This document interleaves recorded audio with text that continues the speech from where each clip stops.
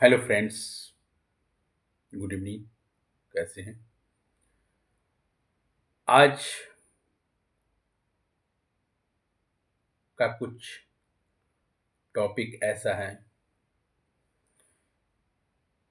ऐसे शख्स के बारे में मैं आज चर्चा करना चाहता हूँ।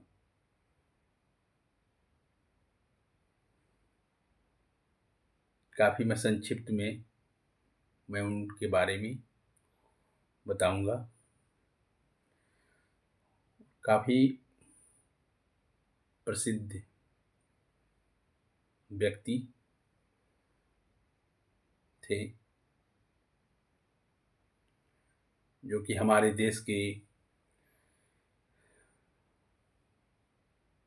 पूर्व प्रधानमंत्री डॉक्टर मनमोहन सिंह जी।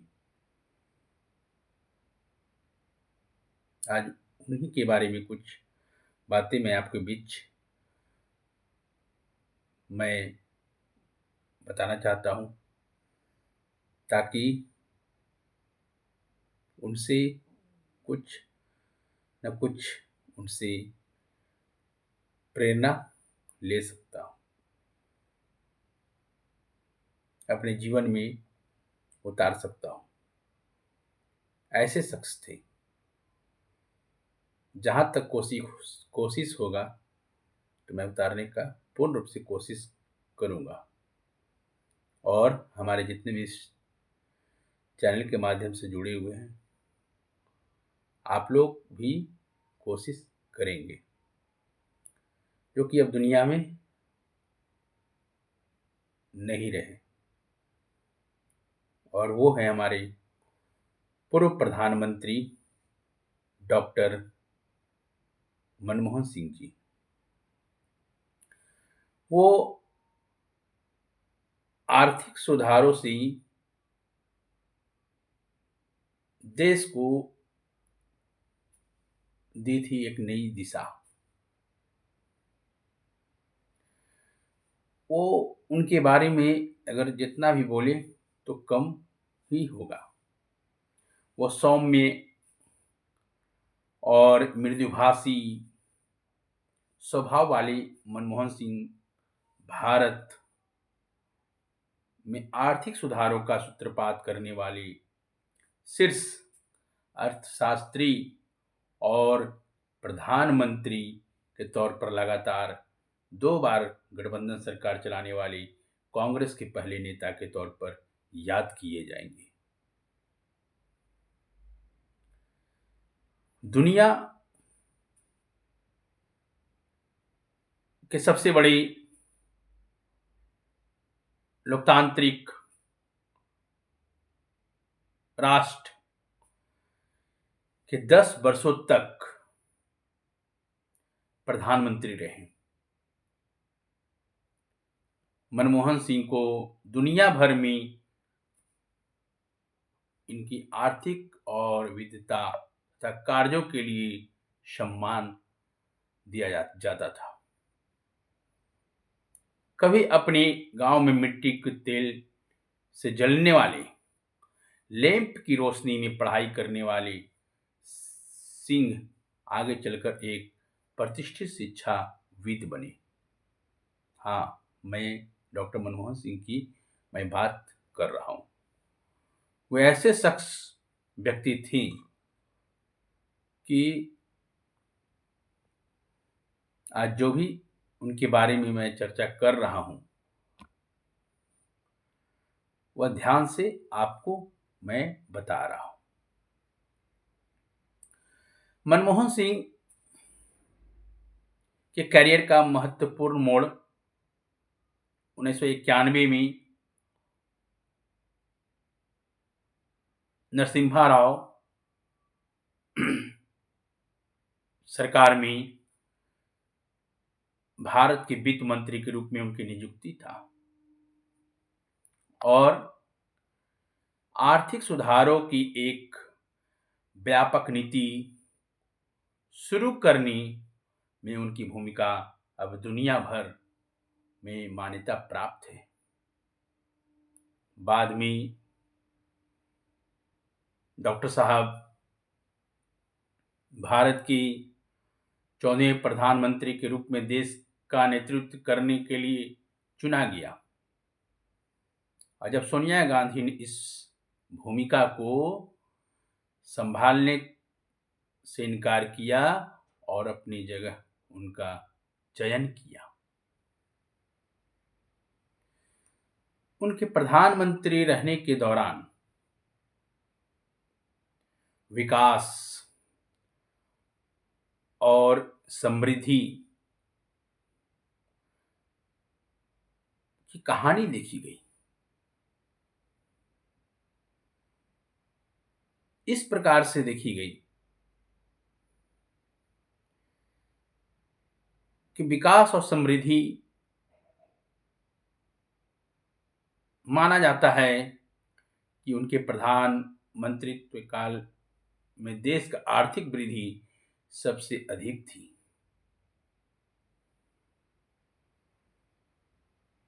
इस प्रकार उन्होंने आपदाओं से भी निपटने के लिए राष्ट्रीय आपदा प्रबंधन अधिनियम बनाना, महिलाओं के खिलाफ होने वाले घरेलू हिंसा से निपटने के लिए कानून बनाना, भ्रष्टाचार के खिलाफ लोकपाल कानून, जजों की नियुक्ति के लिए कानून, बेहद महत्वपूर्ण कई ऐसे काम उन्होंने किए। हालांकि हम लोग कह सकते हैं कि जजों की नियुक्ति वाला कानून बाद में सुप्रीम कोर्ट ने रद्द कर दिया था, लेकिन बाकी सभी कानून आज बेहद महत्वपूर्ण बने हुए हैं तथा उनका व्यापक प्रभाव समाज पर हुआ। और ऐसे कई सारे उनकी बातों को मैं कुछ जो उन्होंने 1991 में जो भाषण में के दौरान उन्होंने दिए थे, मैं 2 लाइन उनके बारे में कुछ बताना चाहता हूँ। उन्होंने कहे थे 1991 के जब बजट में दिया थे भाषण में कि पृथ्वी पर कोई भी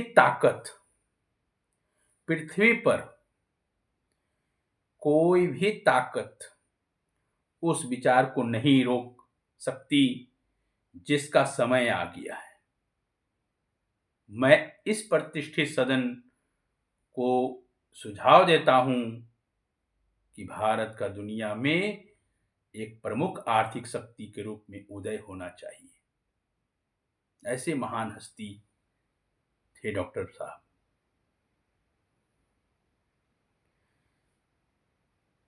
तो वो और वैसे व्यक्ति थी जिनका मौन बड़े फैसलों में होता था मुखर। मनमोहन सिंह हमेशा शांत रहते थे, ये बिल्कुल सत्य है, लेकिन उनका मौन उस वक्त मुखर हो जाता था जब उन्हें बड़े फैसले करने होते थे। आज मैं आपको याद दिलाता हूं, यदि हमारे वीडियो पर आप नए हैं तो कृपया आप सब्सक्राइब भी कर दें ताकि आपका कोई भी नोटिफिकेशन आपको मिलता रहेगा। तो आज मैं आपको याद दिला देता हूं, वर्ष 2006 की मैं बात बताता हूं। मैं यूपीए 1 सरकार के दौरान अमेरिका के साथ, ध्यान से सुनिए, अमेरिका के साथ परमाणु समझौता ऐसा ही बड़ा और कड़ा फैसला था। यह ऐसा वक्त था उस समय जब एक प्रधानमंत्री के रूप में स्वतंत्र निर्णय लेने को उनकी शक्ति और क्षमता की परीक्षा थी। पूरी सरकार दांव पर लगी थी, लेकिन मनमोहन सिंह न झुके न फैसले से डिगे और उन्होंने अमेरिका के साथ परमाणु करार का दस्तखत किए। और वाम दलों के सरकार के समर्थन वापस लेने की धमकी के बावजूद उन्होंने अपना कदम पीछे नहीं खींचा। यही नहीं, ऐसे कई सारे बातें हैं कि मैं जितना मैं जानता हूं आप लोग के बीच में बताने की कोशिश कर रहा हूं। सरकार के भीतर अपने सहयोगियों के निर्णय से भी सहमति नहीं होने पर उन्होंने कई बार ऐसा फैसला किया कि सभी चौंक गए। एक बार उनके मंत्रिमंडल की वरिष्ठ सहयोगी अर्जुन सिंह ने शैक्षिक संस्थानों के संबंध में कुछ ऐसे फैसलों के बारे में ऐसे निर्णय लिए किए जिस पर विवाद की संभावना थी। मनमोहन सिंह जी ने सीधे अर्जुन सिंह को पत्र लिखकर सभी फैसलों को रोकने का निर्देश दे दिया। जानकारों का कहना है कि देश में सुधारों की आधारशिला सही मायने में मनमोहन सिंह ने ही रखी थी। जब वे नरसिम्हा राव में मंत्रिमंडल में वित्त मंत्री थे 24 जुलाई 1991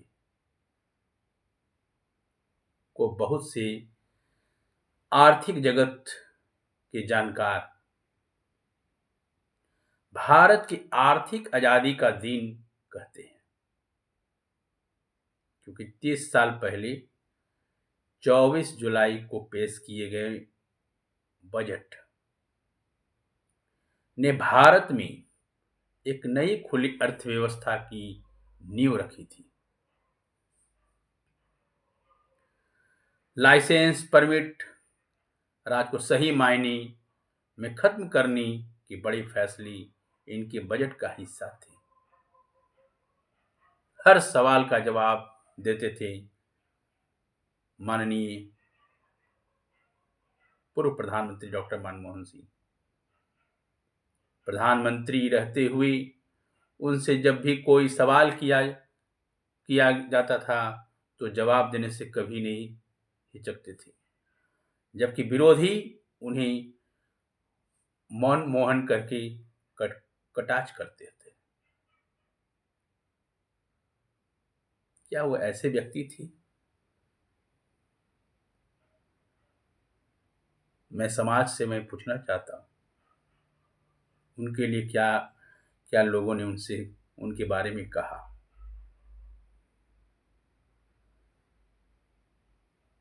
तो केंद्र सरकार को मनमोहन सिंह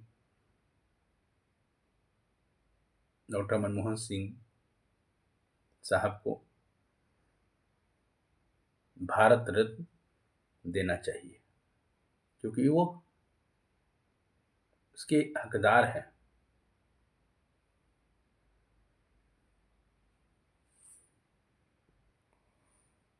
उन्होंने मीडिया से भी साफ कहा था कि मैं कमजोर प्रधानमंत्री नहीं रहा। तत्कालीन प्रधानमंत्री ने जनवरी 2014 में प्रेस कॉन्फ्रेंस को संबोधित करते हुए कहा था कि मैं नहीं मानता कि मैं एक कमजोर प्रधानमंत्री रहा हूं। मैं ईमानदारी से मानता हूं कि इतिहास मेरे प्रति समकालीन मीडिया या संसद में विपक्ष से अधिक प्रशंसनीय होगा। राजनीतिक मजबूरियों को देखते हुए उन्होंने अपना सर्वश्रेष्ठ प्रदर्शन किया। मनमोहन सिंह का यह वाक्य मीडिया के लिए अंतिम था। 26 मई, लगभग 26 मई 2014 को माननीय प्रधानमंत्री नरेंद्र मोदी के सत्ता में आने तक 10 साल तक प्रधानमंत्री रहे। मनमोहन सिंह ने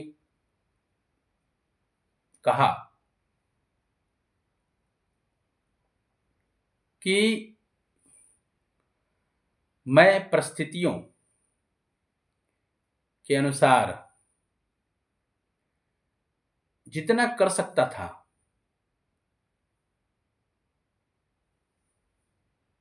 किया।